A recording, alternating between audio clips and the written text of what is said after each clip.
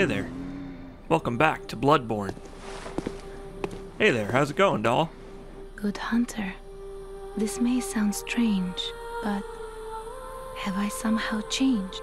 Moments ago, from some place, perhaps deep within, I sensed a liberation from heavy shackles. Not that I would know. How passing strange. Well, that is Very pretty well. strange. The doll has that dialogue after you defeat Maria and return here before proceeding to Farewell, the good next hunter. area. May you find your worth in the waking world. And it is pretty strange, as she says. Got some interesting implications for her connection to Maria, as we discussed in the bonus feature in the previous episode. And I think now, with what she's just told us, you might be able to make the connection between the two yourself. For defeating Maria, we unlock the ability to purchase her outfit from the Insight store. I don't think I go and take a look at it, but it looks pretty much the same on us as it did on her. Slightly less fashionable, without the white hair, but I think Jill could pull it off if she's so pleased. And now, it's time for us to go find out what's going on with that clock tower, so we can continue on our horrible, horrible journey.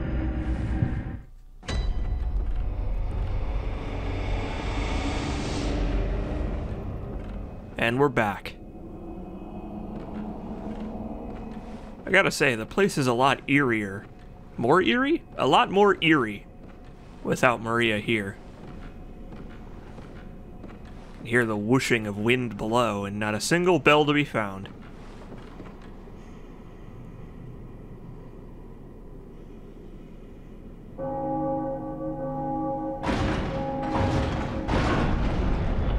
And now, it's time for us to unlock the true secrets of the nightmare.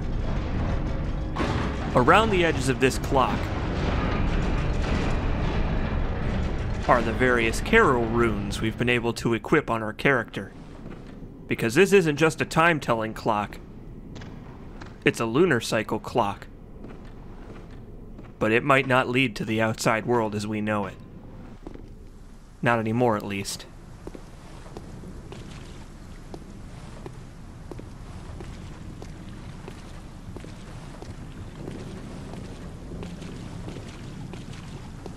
Oh, Jill. Oh, Jill, you're a long, long way from home now. Take a look at that. Oh, that's bad news. I don't like the looks of that one bit. Boy, if you thought we were in the nightmare plane before, check out those ship masts. Seem familiar? They should, because we saw them last time we were in the nightmare realm as well. Welcome to the fishing hamlet, everybody. Time to disrupt some spirits on their way to the afterlife.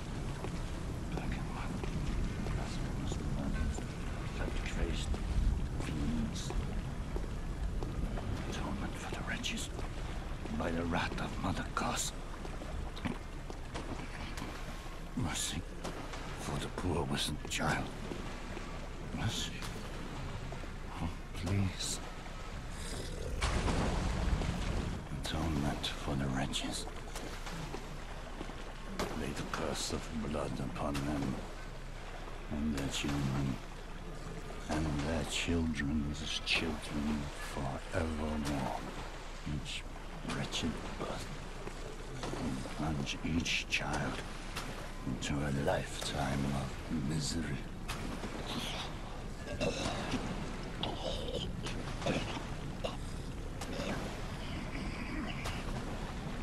You know, that diatribe sounds familiar.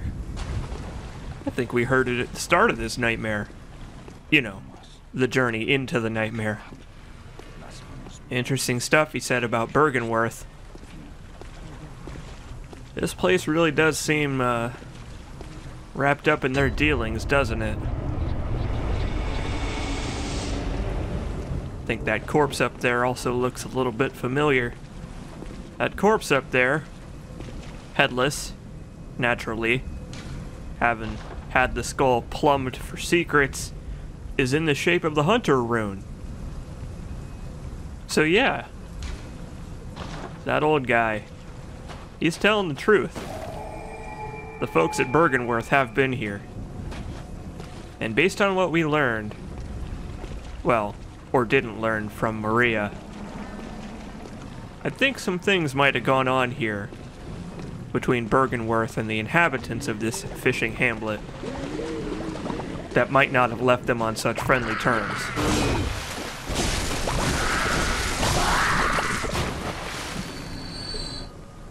Yes, the residents of the fishing hamlet are all fish people. The place is knee-deep in water. All the humans that were here are either dead or have been turned into horrible aquatic nightmares, sticking with the nightmare theme.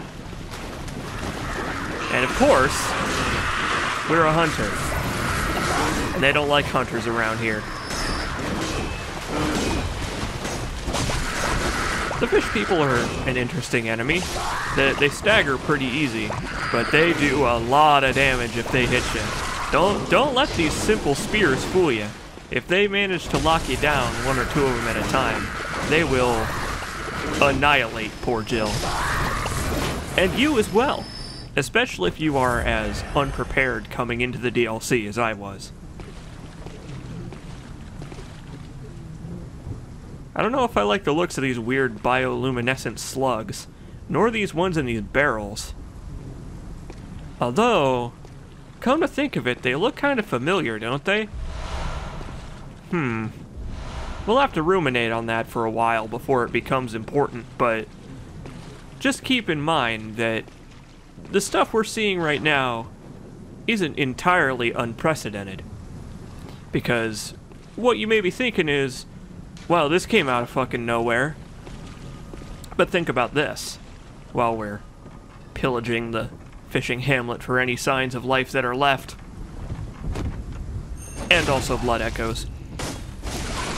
We've heard about this cause before, very briefly. We've heard about Great Ones, and the Nightmare Plane, and the experimentation by Bergenworth into finding and interacting with the aforementioned Great Ones. So it stands to reason, based on the ramblings of that old guy, that this is where their searching ended up. And oh boy, the fascination with curses in this place seems to have reached an extreme. Because not only are the people here cursed, but they also seem to be trying to cast curses on us. You may recall a certain hunter tool we picked up, the Executioner's Gloves, that did something very similar. It fired cursed skulls out of our hands. I don't think I ever used it on Jill, but I did show it off in a bonus feature, I believe. And even more, you've got these weird statues, which we also have seen before, around Cathedral Ward. This place has been through hell. But oh, don't you worry. It's only the beginning, my friends. Welcome, everybody, to the fishing hamlet.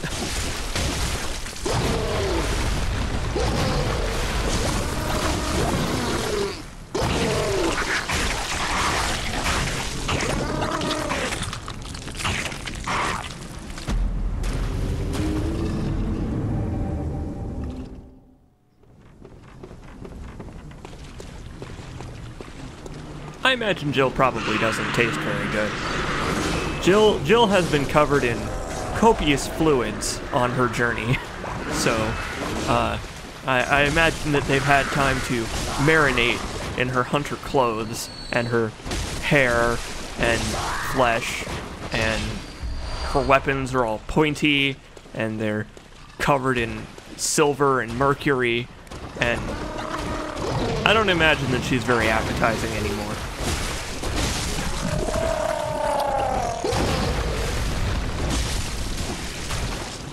So these big blind fish guys are the worst enemy in Bloodborne, secondary to the spiders. They are the worst non-spider enemy in Bloodborne.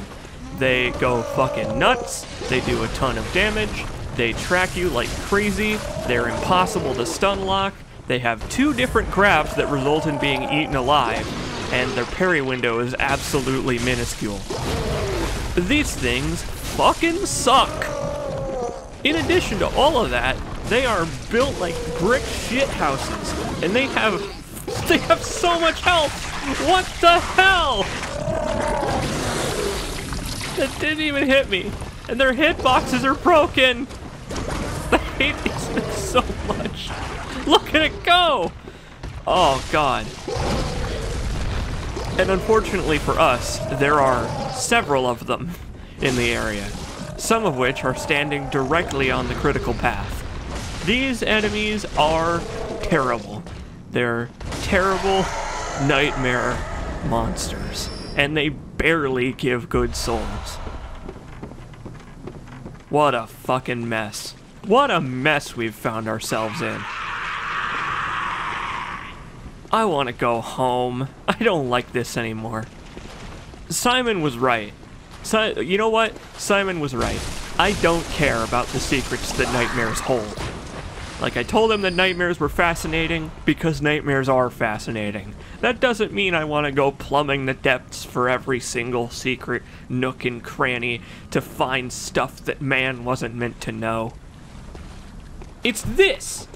This is what man wasn't meant to know. Whatever has happened to these people was caused by something beyond human understanding. Because they don't even look like people anymore. They look like they just crawled out of the ocean. Like, they look like H.P. Lovecraft dreamed this stuff up in his head. And then he vomited onto a page of parchment. And this is what came out. I wonder what H.P. Lovecraft would think if he saw this game. Oh! Oh no. And now we're being fired upon because things couldn't possibly get any worse. You know, once he got past the whole, like, technological progress, emulating nightmares and all that stuff, maybe H.P. Lovecraft would enjoy Bloodborne. Because, I mean, this is kind of Lovecraft overload here, isn't it? All along, Bloodborne has had that Lovecraftian theme of, you know, knowledge and secrecy beyond human understanding. Creatures that should not be, but are anyway, that only take a passing interest in people, but people take more than a passing interest in them, to our detriment, and all that stuff. You know, life lessons we can all adhere to.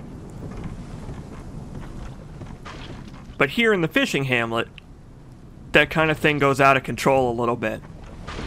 Just a little bit, maybe. Never has it been so blunt than right here.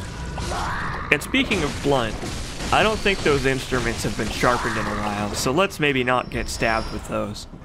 Really not interested in tetanus today. And hey, look! Our reward for opening up this shortcut is Simon's clothes. This is something that's kind of weird. Simon's clothes are entirely comprised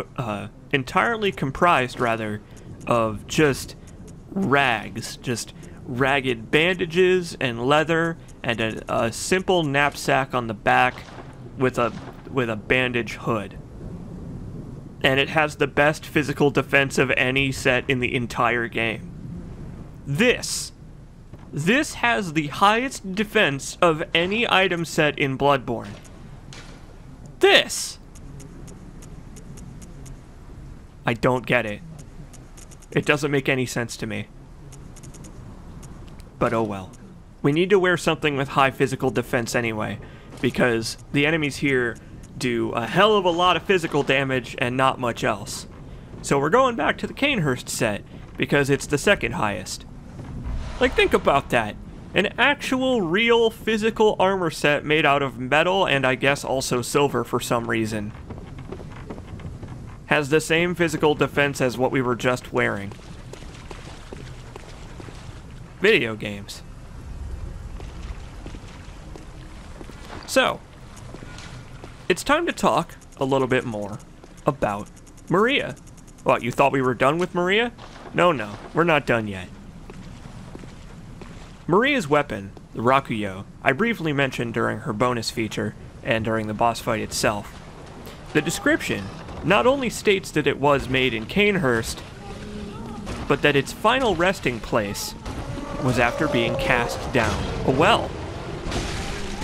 And I mean, there's a well right here, so once Jill is done getting her shit pushed in by these incredibly overpowered enemies,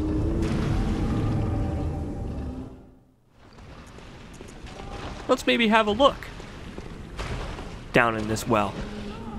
Because who knows? It may be the well that's being talked about. So this fight is kind of bullshit. Again, if you don't get the gist of it already, these enemies are just the absolute worst. And now he has my soul. You can see his eye glowing. Like as if it couldn't get any worse. Now he has the teeny tiny little buff that comes with an enemy having your soul. This guy with the anchor is, oh my god, he's unbearable. But there's only one way that this nonsense could get any worse, right? And it's if he had a friend. So it's a good thing he doesn't have a friend, right? Yeah. Right. It's a good thing he doesn't have a friend.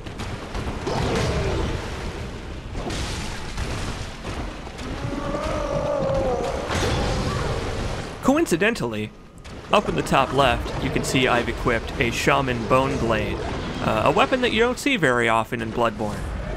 Basically, you do like a little pathetic, wimpy knife stab, and if it happens to connect with the enemy, anything else in the area will automatically aggro on them, which is good when there's like a big, tough enemy in the crowd, in the middle of a crowd of weak enemies, because then you can hit the big guy, and all of the little guys will run and attack him for you, giving you a breather.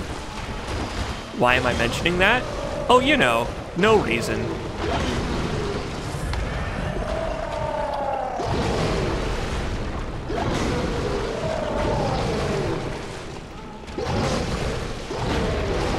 So this is the easiest way to handle this encounter. Basically, you just have to let the enemies fight each other, so that you don't have to fight them. Unfortunately, the Shaman Bone Blade doesn't last for very long, so, yeah, they're both still alive, with a tiny, minuscule amount of health left. And it's do or die, because you don't want to fight two of these fish guys. I don't even want to fight one of these fish guys, but two is just overkill.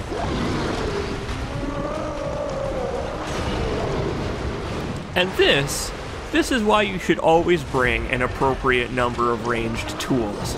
Because you don't want to end up like me. You don't want to end up in this position. It's miserable. What a miserable encounter.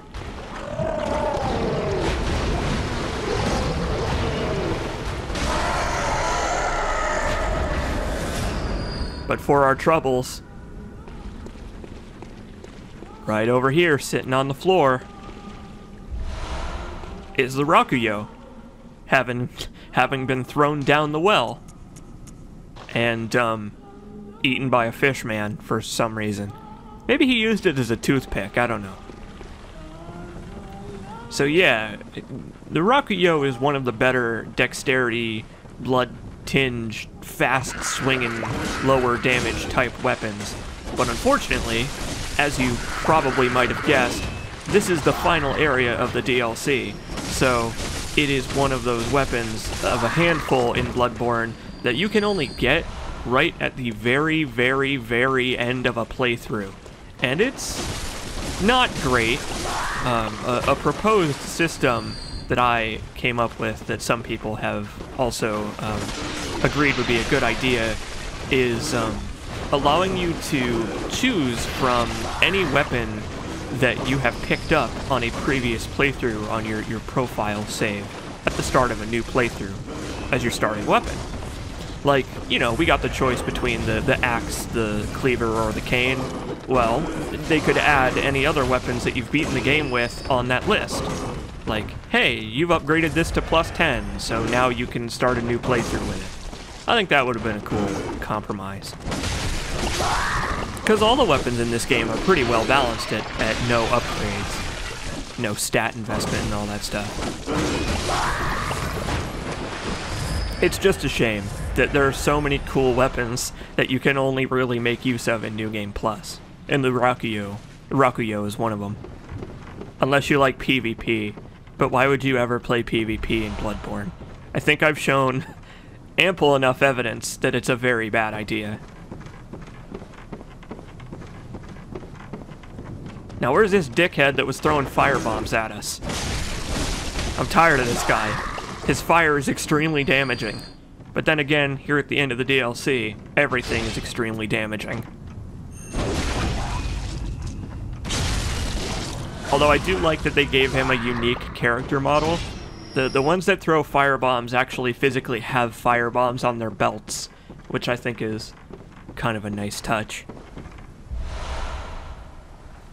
And hey look, speaking of fire, our reward is a triangular fire blood gem, which is very rare.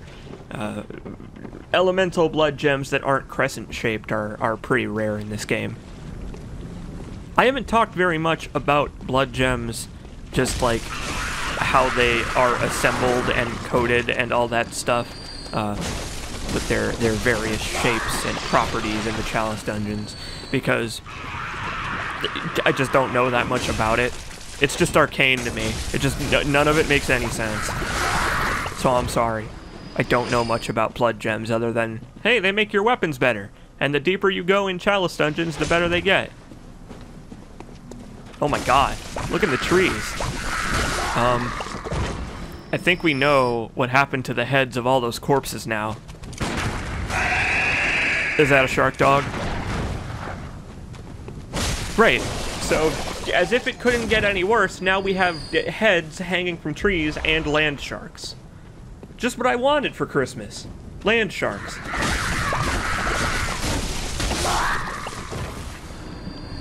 I love the fishing hamlet. I love the atmosphere.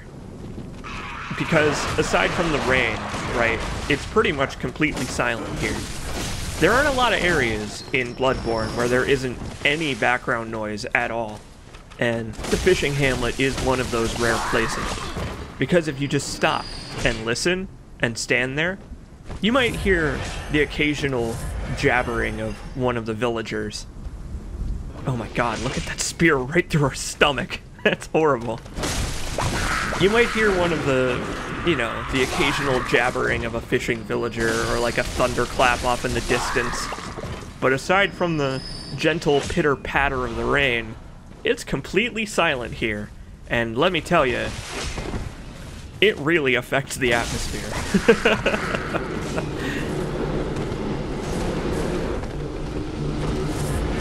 What's that? You want me to get killed by a giant shark man again? Well, okay, if you insist.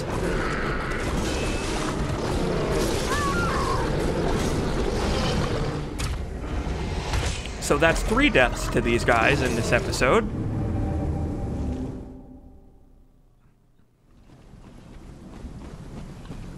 Have I given you enough indication yet that these enemies are assholes?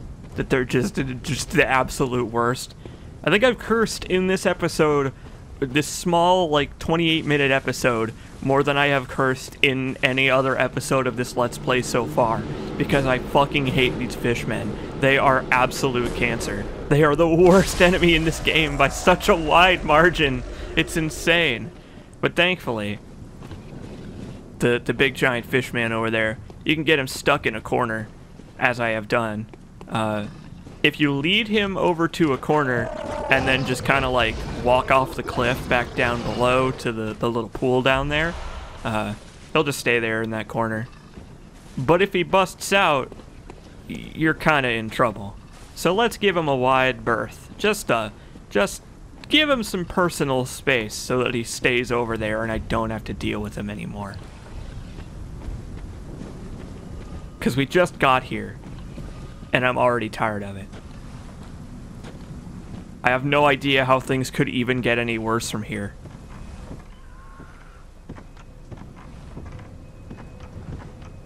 Wait, do you hear coughing? Oh! Simon! Who are you? I'm afraid I've made a bunch of things. Oh, I can hear the bell now. The beast-eyed assassin. He's after me. Again. And again. It never ends.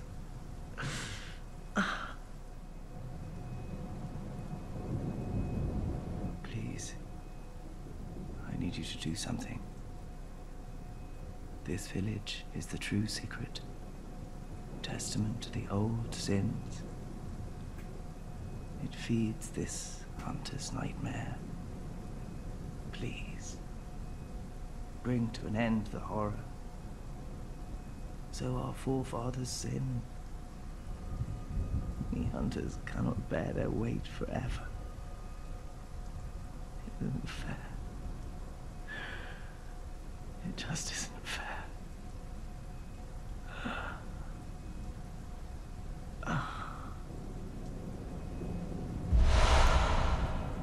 Curse the fiends and their children too.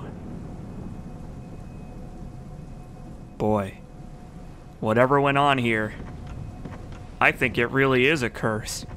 A real, tangible curse with real, tangible effects that, according to Simon, we can put a stop to. I think the source of the hunter's nightmare is there in the fishing hamlet. Something, whatever it is causing this whole mess in the hunter's nightmare, and we might be able to put an end to it if we're able to deal with this assassin he speaks of. And in the next episode, we'll encounter this assassin. No matter how Simon's side quest ends, that's one of two endings. There's a third one in which you just kill him, but I don't really count that. No matter how Simon's side quest ends, we get access to the key he gave us, as well as his weapon. Simon's bowblade being one of my favorite weapons in this whole damn game.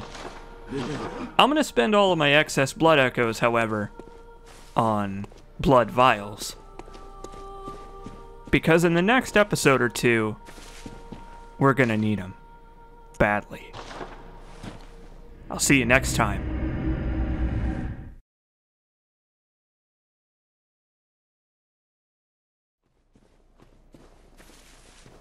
Simon's bowblade is one of my favorite weapons in Bloodborne, because as the title describes, it's a really unique weapon that is a bow and a blade. A little bit of an unorthodox bonus feature here, because it's a little bit easier to show it off in the middle of a playthrough than at the beginning, because, as I mentioned in this episode, Simon's bowblade is one of those weapons that you can't really get until the end of a playthrough of Bloodborne. So I went out of my way to cheese Simon to death so that I could show it off in the middle of a playthrough instead, hence the non-standard setting for a weapon demo. Simon's bowblade consumes quicksilver bullets to fire powered-up shots at a long distance, which you can charge with the transformed mode, or just fire off rapidly for extremely rapid-fire parries while on the move. That's something that's really important about Simon's bowblade, is that you can fire it while moving, which is unique. And in addition, the bullets can do backstabs and parries, not just parries.